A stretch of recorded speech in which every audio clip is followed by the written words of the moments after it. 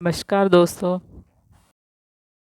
पूर्व प्रधानमंत्री डॉक्टर मनमोहन सिंह के अंतिम संस्कार और स्मारक को लेकर छिड़े विवाद के बीच पिछले दिनों प्रणब मुखर्जी की बेटी शर्मिष्ठा मुखर्जी ने सवाल उठाया था और कहा था कि जब उनके बाबा का निधन हुआ तो कांग्रेस ने शोक सभा के लिए सीडब्ल्यूसी की बैठक नहीं बुलाई थी।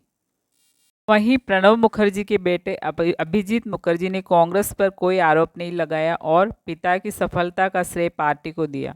उन्होंने शर्मिष्ठा मुखर्जी के दावों को खारिज करते हुए कहा कि उनके पिता को सार्वजनिक जीवन में देश के सर्वोच्च संवैधानिक पद समेत जो कुछ हासिल हुआ वो कांग्रेस के बदौलत हुआ।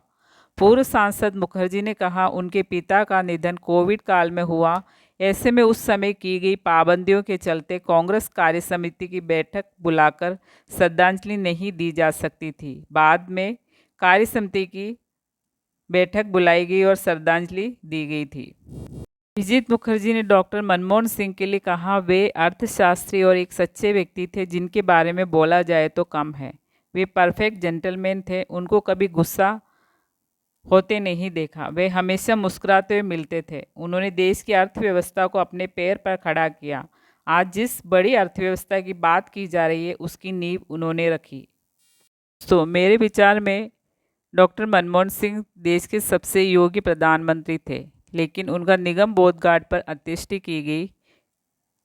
पीपी सिंह, मोरारजी देसाई, पीवी नरसिम्हा राव की अंत्येष्टि दिल्ली में नहीं हुई थी।